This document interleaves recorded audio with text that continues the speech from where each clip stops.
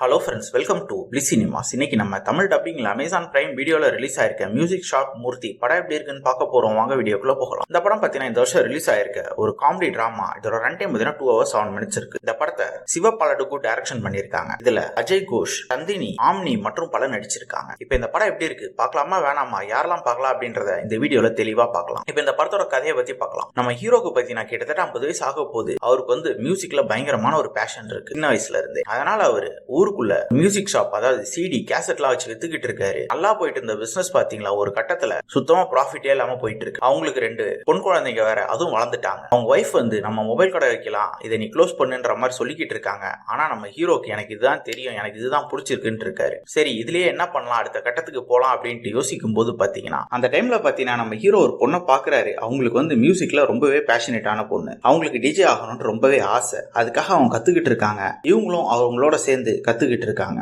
அதுவும் இவங்க வீட்டுல பிடிக்கல, திட்டி வெளியே அனுப்பிச்சிடுறாங்க. அதுக்கப்புறம் நம்ம ஹீரோ என்னெல்லாம் கஷ்டப்படுறாரு, அவரு ஃபேமிலிக்காக சாக்ரிஃபைஸ் பண்ணாரா, இல்ல அவரோட எய்மை முடிச்சாரா, இல்ல ரெண்டுமே பண்ணாரா அப்படின்றது தான் இந்த படத்தோட முழு கதையே. இந்த படத்தோட பாசிட்டிவ் நைட் பத்தி பார்க்கலாம். இந்த படத்தோட மிகப்பெரிய பாசிட்டிவ் பத்தின அந்த படத்துல இவங்க பேசியிருக்க மெசேஜ் சொல்லலாம். எத்தனை வயசு ஆனாலும் அவங்களுக்கு ஒரு ஆசை இருக்கும், அதை நிறைவேற்றத்துக்கு அவங்க என்னெல்லாம் பண்றாங்க அப்படின்றத ரொம்ப நீட்டாவே காமிச்சிருக்காங்க. ஸ்டோரி பிளாட்டே ரொம்பவே இன்ட்ரெஸ்டிங்கா இருந்தது. டெக்னாலஜி டெவலப்மெண்ட்ல என்னென்ன பிசினஸ்லாம் அடிபடுது, அதுல இருந்து அவங்க வெளியே வரதுக்கு எவ்வளவு கஷ்டப்படுறாங்க அப்படின்றது ரொம்ப நீட்டாவே காமிச்சிருக்காங்க. பெர்ஃபார்மன்ஸ் வைஸ் பார்க்கும்போது நம்ம ஹீரோ ஒரு அல்டிமேட்டான பெர்ஃபார்மன்ஸே கொடுத்திருக்காரு. படத்தையே ஹோல்ட் பண்ற ஒரு தரமான பெர்ஃபார்மன்ஸ்னே சொல்லலாம். டெக்னிக்கல் ஆஸ்பெக்ட்ஸ்லயும் படம் நல்லாவே இருக்கு. சவுண்ட் எஃபெக்ட்ஸ், பிஜிஎம், சினிமாட்டோகிராஃபி எல்லாமே தரமா பண்ணி கொடுத்திருக்காங்க. அதே மாதிரி படத்துல ஒரு காமெடி போர்ஷன்ஸும் ரொம்ப சூப்பராக ஒர்க் அவுட் ஆயிருக்கு. ஸ்கிரீன் பிளேலயும் பாத்தீங்கன்னா ரொம்பலாம் லேக் அடிக்கல, அங்கங்க ஒரு மெசேஜோட ரொம்ப சூப்பராகவே இந்த படத்தை முடிச்சிருக்காங்க. ஓவராலா பாத்தீங்கன்னா கண்டிப்பா இந்த படம் எல்லாருமே பார்த்து என்ஜாய் பண்ண வேண்டிய ஒரு படம் தான். கண்டிப்பா மோட்டிவேஷனா இருக்கும். நம்ம 2 வீடியோல சந்திக்கலாம். தேங்க்யூ.